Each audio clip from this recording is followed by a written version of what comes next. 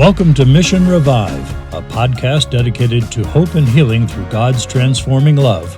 We're your hosts, anchored in truth and armed with faith, are changing the world and reviving hearts with Jesus, one conversation at a time.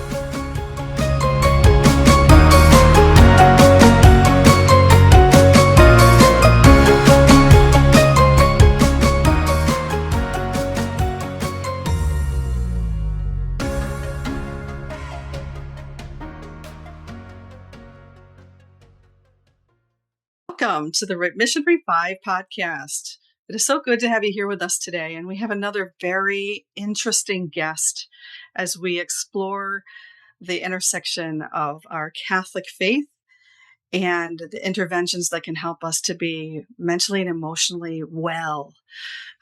We know that the Church has a very beautiful treasury of sacramental grace and opportunities to learn that really dignify the human person. And we also know that many people need mental health help. So how can we bring those two together? That's what this podcast is all about. And I'm very excited to have our guest today is Father Cajetan Cuddy, and he teaches dogmatic and moral theology at the Dominican House of Studies in Washington, D.C. He is the general editor of the Encyclopedia of Catholic Theology. Father Cuddy is the author of the book Catholic Theology, an introduction, which came out just in 2025. He writes for numerous publications on the philosophy and theology of St. Thomas Aquinas. That's somebody we talk about a lot on this podcast, and the Thomistic tradition. So please join me, Father Cuddy. Welcome. Thank you. It's a joy to be with you. I'm so glad you're here. And, you know, the world does know you as as pretty much of an authority on Thomism and Thomistic thought. But I know you, and I don't even know if you know this, but I know you as the priest who came to a parish near my home and gave the best homily I have ever heard in my entire life. And I'm not a young woman, okay? And that's not flattery. Okay, that's just the truth. It is the truth because that's what you shared with us. And I that was over a year ago, and I've been wanting to be able to talk to you since then about that homily and some of the other ways in which how God made us and how Thomas Aquinas understands us as humans helps us with our emotional and spiritual and well-being. You know, he's equipped us, hasn't he? Our Lord. Certainly. No, that's very generous of you. And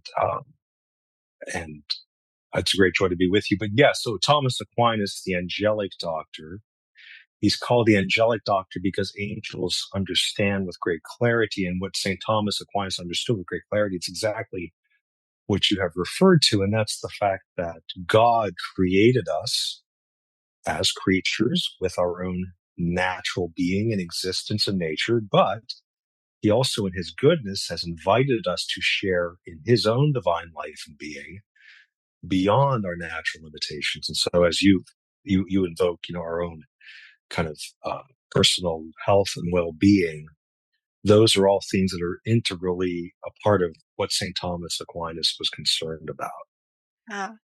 What it means to be human, what it means to have emotions, what it means to have mastery over those emotions. I mean, we live in a culture right now that emotions is everything. If we feel it, then it must be true, right?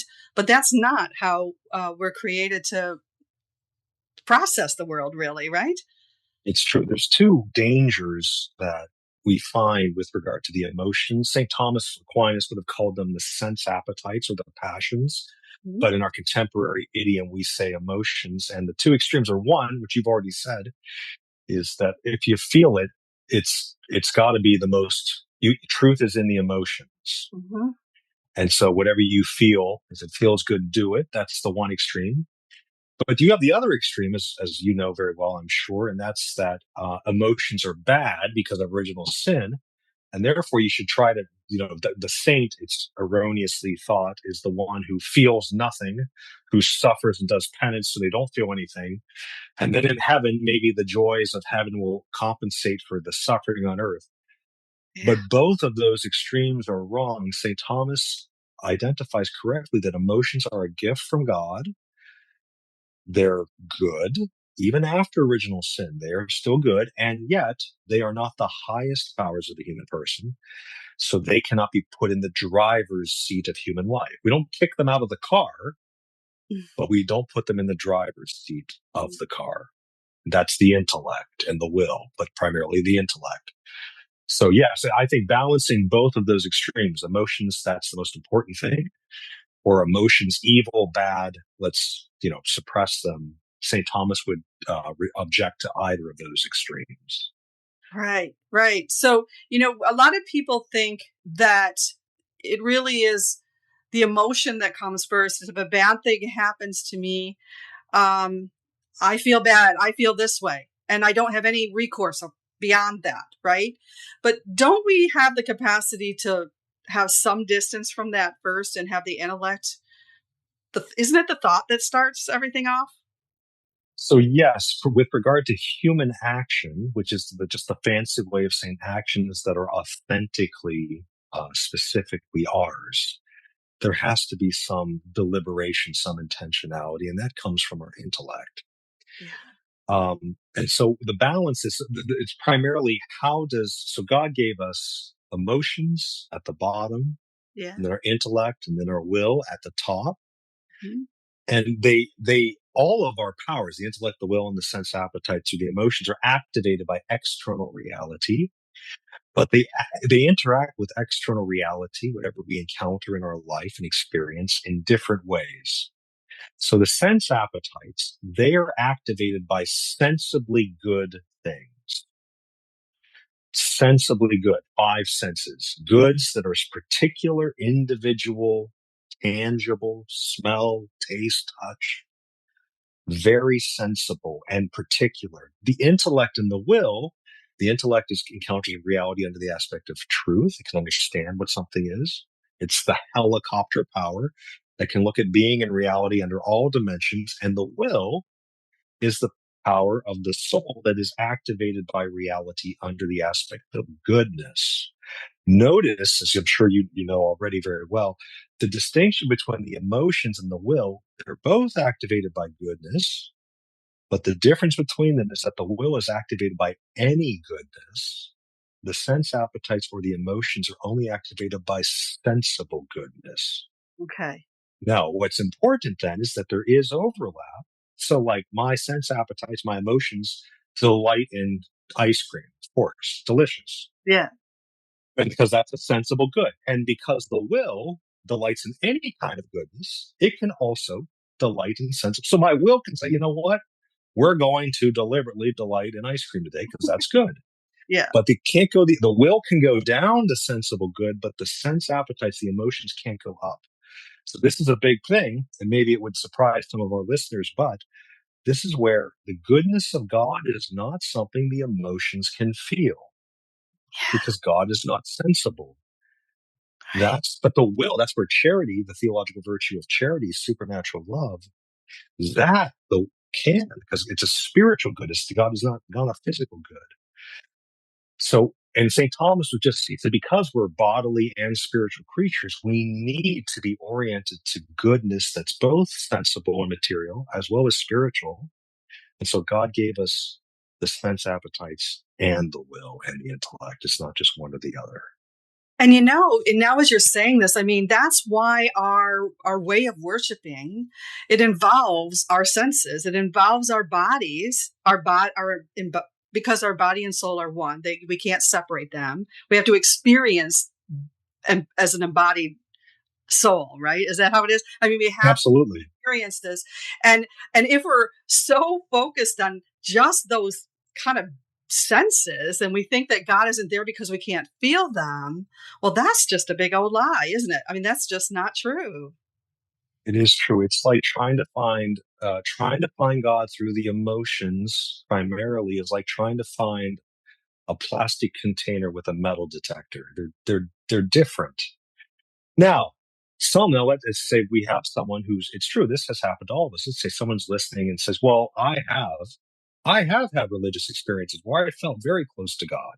Maybe it was a prayer on a retreat and adoration at Mass, maybe even at home. I had a spiritual moment. I did feel closeness to God. How can you say I didn't feel? And we would say, well, you might have felt something that came from God. God can create movements of the emotions within us, but it's very important. Technically speaking, the emotions are connected with physical, sensible good, Mm-hmm. and God is not physical or sensible. It's like in the Eucharist. No one ever goes to the Eucharist because of emotion. You can't, it just looks like bread. It's not, but it looks like that. Sensible senses say it's bread. It's not. And so what we would say then is that God, it's possible to feel something that came from God, a consolation, a feeling, but it is not possible to feel God. And so God in the spiritual life, I like to call consolations and feelings like little chocolates. So when early on in the Christian life, when we're trying to learn how to pray and, we go to adoration, we go to mass and those feelings come, those feelings are like chocolates from God to say, you're on the right track. This is good. Uh-huh. And then what happens is eventually we think that that feeling is God himself. And so when he says, okay, now we're at a certain intimacy and he stops giving us the consolations, the chocolates, we can think that God has left, but actually saying, no, no, no, no, no. You're at a mature place now where I can just be with you without the chocolates, the sensible consolations. Mm-hmm. And that's what this is Mother Teresa, as you know, whenever at the end of her life, it came out that she had felt like God didn't exist. And all the news media, the secular people said, see, she didn't believe after all. She doubted. No, she was simply talking about the fact that in her emotions, she felt nothing from God. But in faith, hope, and charity, which is in the intellect and the will, she always knew that God was there, even if she could not feel him. Right. And God infuses those virtues in us. The faith, hope, and love. That's in us, right? We Absolutely. can't create that. We can't make that up by ourselves. So, It happens at baptism. yeah. So even a little baby is given the theological virtues of faith and the intellect and hope and charity, hope and love and the will. And what's funny is it's amazing. Like no little baby, when we were baptized, we didn't even know the supernatural power that was infused within us. Mm-hmm. And it's because of this, we can't sense divine life and being. Mm-hmm. And yet that's why catechesis is so important and why your podcast is important, because we have to understand with our intellect what the profundity of the gift God has given to us, because we can't feel it. So this is the thing when some people say, like, I have trouble being Catholic or being Christian because I just feel better if I'm out with my friends rather than being at church. And I would say, well, on one level, of course, because you can sense your friends. You can sense good food, good drink. You can sense beautiful music. You can't sense God. So on the level of feeling, being with friends in a social setting, a party, a social gathering will always feel better Mm-hmm. than being alone in the silence with God. But here's the thing. We don't live by feelings alone. They're not evil. But there are some things which only the intellect and the will can know about, and those sometimes often are the most important things. So to Yeah. live by your emotions is not the way to find happiness. Right. And it's interesting because it seems like a lot of modern psychology or interventions to bring healing are really feeling based. Well, if you feel better, then if if you're free of anxiety, or then you're okay. But that's not necessarily how Catholics define wholeness and healing, is it? No, it's because there's some parts of reality that feelings can't perceive. So this is when I was a young boy. I'm adopted. My father he was very technically gifted, Mm-hmm. and he would work on cars. And I remember very vividly as a young boy, he was changing the antifreeze in one of our cars in my childhood. And he pointed to this kind of greenish liquid and says, whatever you do, don't drink that. That's poison. And I looked and I said, first of all, why would I think of doing that? But he explained that antifreeze, it keeps the car from freezing, but it's a very sweet liquid, but it's poisonous. And he says it often happened in the old days. He said that dogs and cats, pets, if you left it out, they would inadvertently eat it, sensing it. Oh, this is very sweet. But then they would get very sick and die very sadly because their senses could not pick up on the poison, even though it could pick up on the sweetness. And so this is where you're right. Sometimes the emotions don't get the whole picture. So it's like marriage. I like to say this, years ago, I did a lot of marriage prep in my early assignments as a priest. And you get very dear boy, girl, fall in love, their virtues, they get married, they love each other. And then a few years later, one of them comes to say, Father, I love my wife or I love my husband. I do. But why do I feel still attracted to this other woman or this other guy? Like I feel it. I don't do anything, but I still feel it. Mm-hmm. And then, it's just like I hear their voice, smell their perfume or cologne. And I say, well, that's easy. It's because marriage and love is in the will where you made vows. But your feelings, your senses they don't know what marriage is because marriage is a spiritual reality. It's not a sensible reality. So there will never be a day when your senses or your emotions know, oh, we're married. Or the priesthood. There will never be a day when my feelings will be like, oh, this guy's a priest. Because marriage and the priesthood are spiritual realities. And the emotions are only activated by sensible dynamics and realities. And so that's where, just to conclude, like with the antifreeze, the senses can pick up on some aspects of that liquid, but there are other aspects which they can't. And so like in life, we don't chagrin or begrudge emotions, but we don't live by. Right. I wanted to, what this is bringing up something in my mind. I work with a lot of people with addictions, and I myself am in recovery. And so much of addiction has to do with either obliterating feelings at all cost, okay? Or just needing that feeling of a high, you're addicted to like this feeling situation. And whether we're trying to get rid of them all or whether we want to feel a certain way and so on and so forth. So when you stop, what I have found when you stop, what I have found, what really actually appeals to people is the idea of pursuing virtue. It's interesting, and I'm surprised by it. Okay, but virtue. For instance, there's someone that I know, she struggled to get off heroin for a very long time, and the idea of integrity, developing integrity, is what drives her now more than anything else. And she's and this pursuit is really helping her to heal, right? I mean, it's keeping her from addiction. It's giving her something. I just want you to comment on that. Like, because virtue is very much a part of the human experience too. I mean, that's why we are infused with them. That's why we are asked to grow in moral virtue. That's where the peace is going to come from, right? Eventually. Yes, so that's a profound point. Yes, virtue, the definition of virtue that Aquinas and the Catechism even, but Aquinas prefers is from Aristotle. And that's this. Virtue is what makes an actor and his or her actions good. So you're good in your behavior, your actions, and you act well. You do good because you exist in an integrated way. Disintegration means that you don't fit together well, that there's parts, there's friction, there's tension, there's things are falling apart.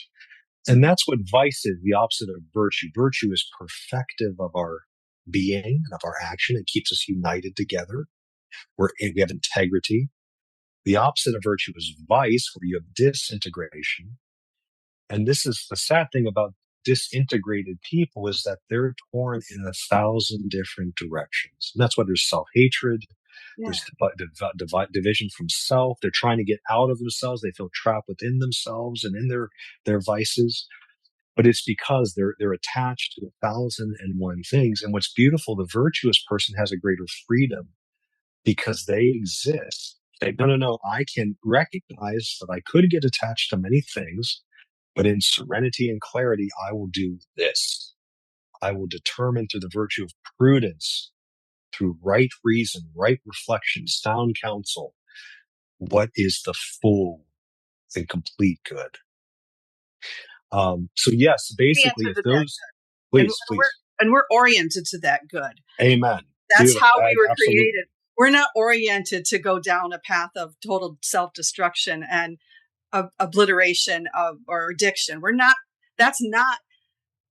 oriented that way. And so that's not the norm. The norm is what you just talked about, that integration. That is why someone who's completely gone to the bottom of the heap looks at integrity and still thinks that that's something that they want for themselves, that they've lied so much all their lives. They've lived a lie. Everything's been a lie. It's easy to lie. The lies have led down a path of everything that could go wrong. And yet there's still this sense of, I want to be a person of integrity. I believe that. That to me, that's a miracle of grace. It is, and that's so that you're very much a thinker after St. Thomas Aquinas' own heart. He's absolutely 100% with you. And here we would reject any heresy, particularly the heresy of Jansenism, which says because of sin, you become evil. There's like a point of no return. Yeah. So by sinning so much, you become permanently inverted. But you're right. St. Thomas says, no matter how vicious, disordered you are, you will never become ordered to evil. It's like you mentioned lying.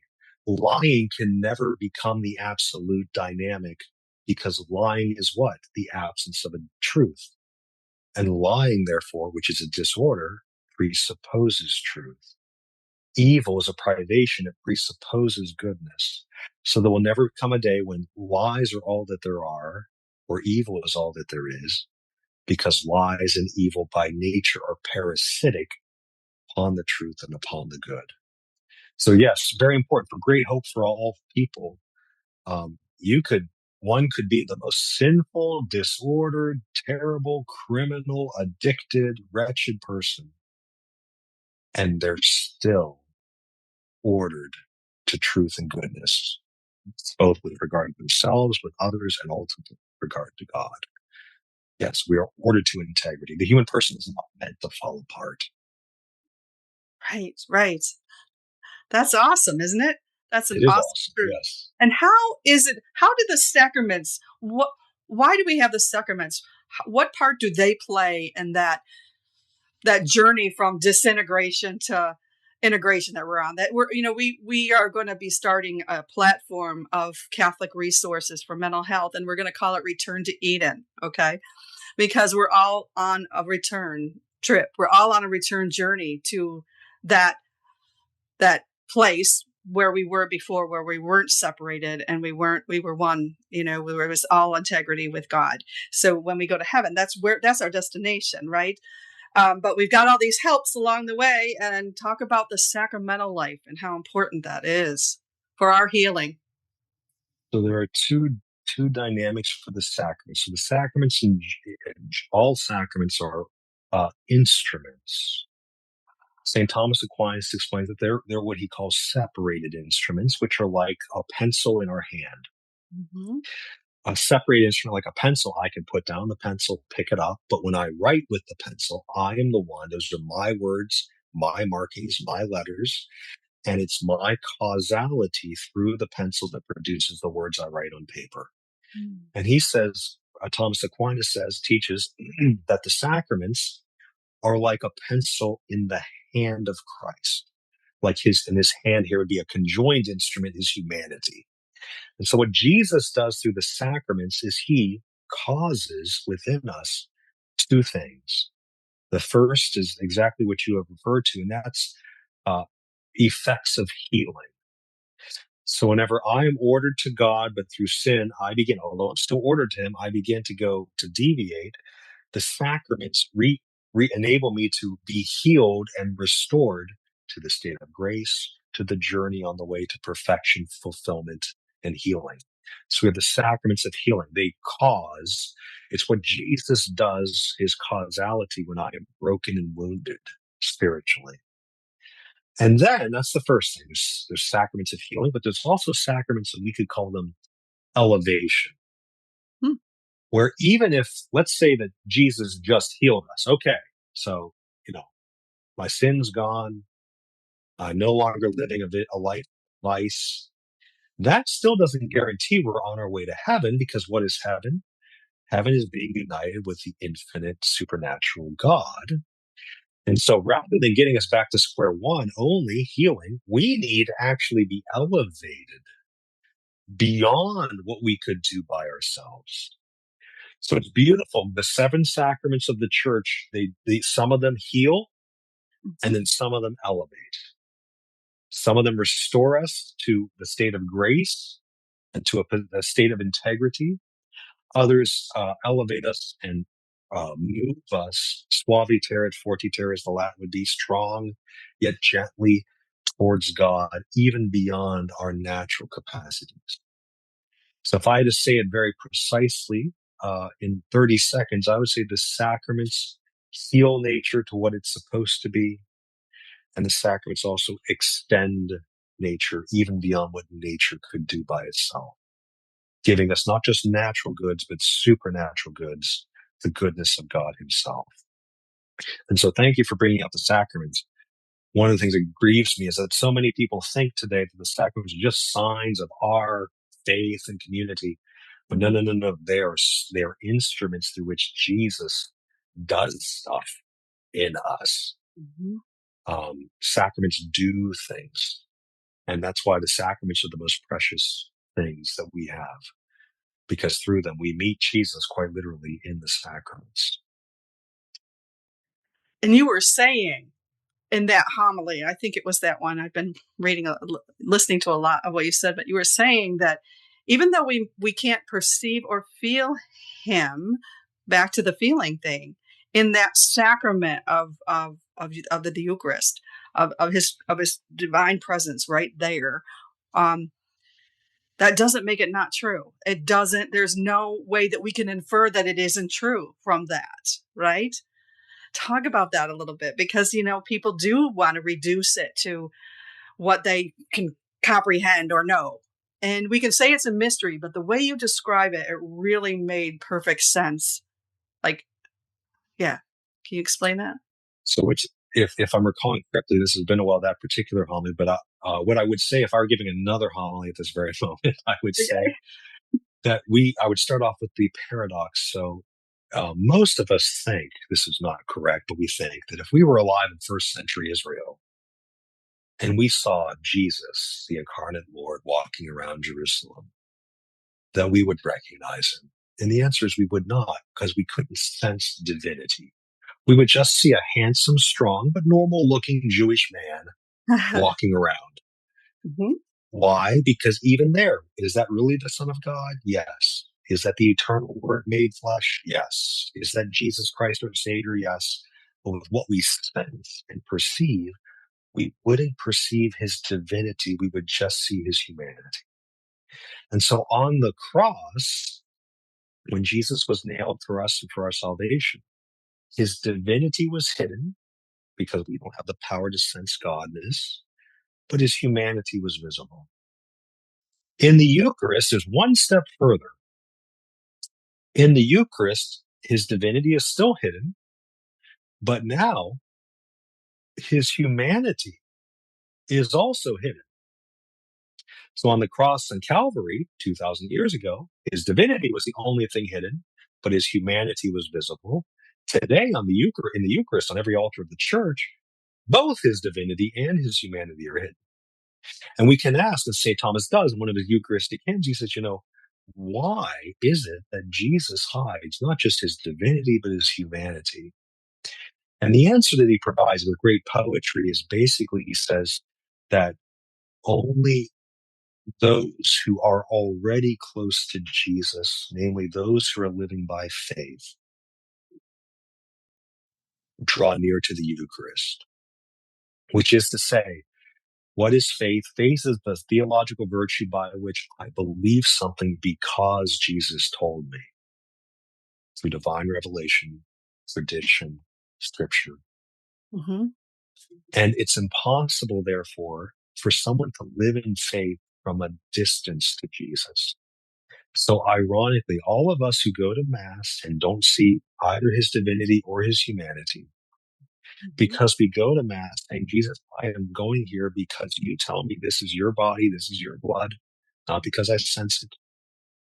We are ironically even more intimately united to Jesus than people who would have only seen his humanity on Calvary, because no one can live by faith apart from Jesus. So if I'm living by faith, that means I'm united to Jesus. And if I'm united to Jesus and I draw to the Eucharist because I'm united to Jesus, I enter more deeply into Jesus in the Eucharist. So if I had to explain this to a group of junior high students, Father, why don't we see Jesus? I would say you don't see Jesus in the Eucharist not because he isn't real, but because he's so profoundly real. Your senses are unable to perceive him. But out of love, he tells you what he can perceive, even if you can't.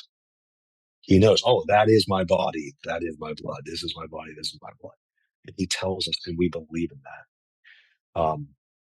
Yeah, ironically, if we could just sense Jesus on the altar, his presence would be less sublime and powerful than it is presently, because it's hidden from us, not because it's less real, but because its sublimity is so transcendent that our senses cannot perceive.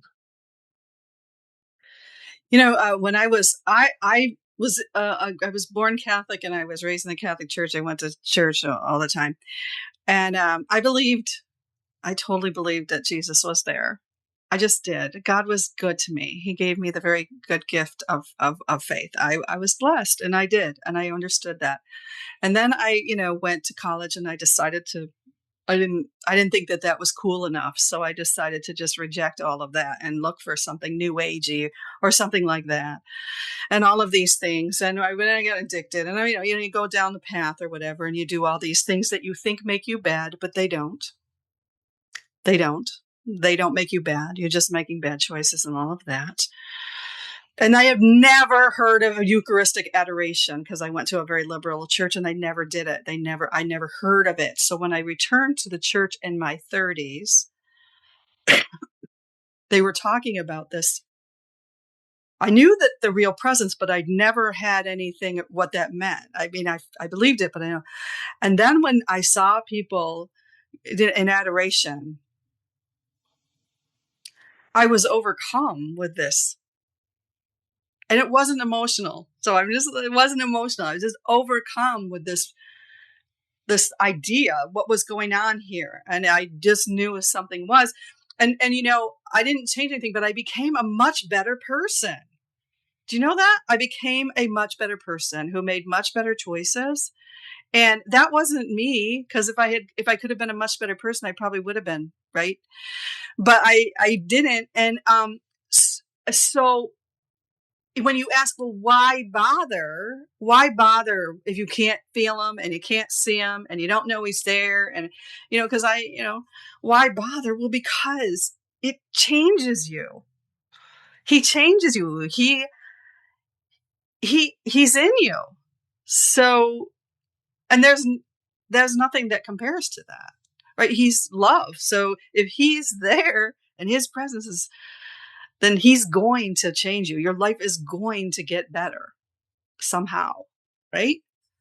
It's true. No, all people want to be happy. Yeah. That's something we never lose. And the only way happiness can be found is in love, as you've said so truly, as our Lord says, and in the love of friendship. It's very sad. All sinners, and by sinners, we don't mean those who sin, but those who have basically abandoned for the time, please not forever, but for the time, they have they've given up any interest in finding true happiness. They say, it's in my disorder that my existence is. Those are what the tradition would call sinners. they're all terribly lonely, because all sin is anti-relational. It isolates. Because love is in charity or union, sin, lie, and disorder or separation. And so all people, and this is what breaks your heart, and you see people, you know people, and I see people, and I know people who are living lives apart from virtue, and they think that they're doing well, or they think this is the best you can do in human life. And what breaks our heart is that without even knowing all the details, we can know you're lonely, you're divided against yourself and against others. And this is which you've talked about with having that encounter with Jesus.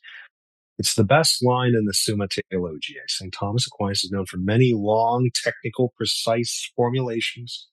But I am one of those who thinks that the best line from the Summa Theologiae is this, and it goes, "Sed Christus maxime est sapiens et amicus," which in Latin is beautiful. What all it means is, but Christ is the wisest and best friend. Wow. Christ is the wisest and best friend. What is a friend? A friend is someone who gives himself or herself to you, who shares with you himself or herself, who receives who you are. There's a oneness. A friend is another self. And Jesus, what you say, and what so many people through all the saints have experienced is, even in the Eucharist, hidden is the wisest and best friend.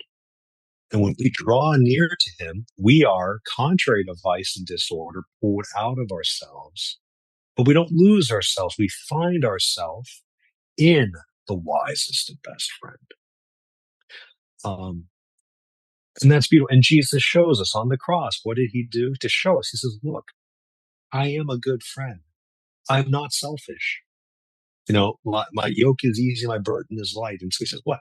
I will give you everything. He gives us his body, his blood, his soul, his divinity, such that in his humanity on the cross, there's nothing left to give.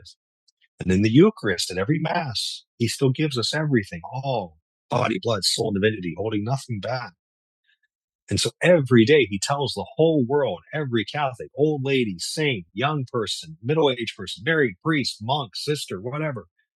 He says, I am the wisest and best friend. I give you my all, because that's what friendship is. And when you and I and others draw near, we discover the one who gives himself for us and invites us to be friends, which is why, last point, in the history of Christian spirituality, they always called holiness divine friendship.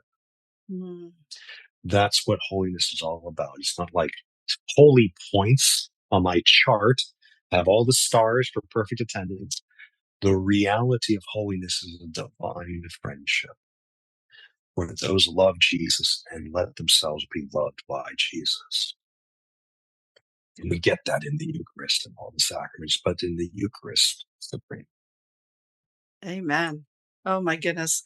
Father Cuddy, thank you so much for this talk. This has been so enriching and so enlightening. And I'm just wondering, can we invite you back to come and speak again on this podcast? I'd be honored to, yes. Oh my goodness, yes. That would be wonderful. Thank you for your time. God bless you. God bless your work. And tell us again what the name of that book is that you just wrote. What is it? So it's a part of the Encyclopedia of Catholic Theology, which is an ECT for Encyclopedia of Catholic Theology, ect.org, and it's called Catholic Theology: An Introduction. Yeah. And it's meant to write in a very accessible way, in a short, small, it's called a handbook. It's on Amazon. Mm-hmm. What is Catholic theology, why it's important for life, and how to get into it if you want to begin to approach the spiritual life seriously. Yeah. So, and for people who might be like, I could never read that. Well, you just had a whole lesson on it. It's just right there. So, and you listened and you learned. And so, yeah, I think would be a beautiful place to start. So thank you. Yeah, well, ECT should hire you as their PR person. You're making perfect pitches for us. That would help us with PR and promotion. That's absolutely true. Okay, well, I'll think about that. All right. Thank you so much, and God bless.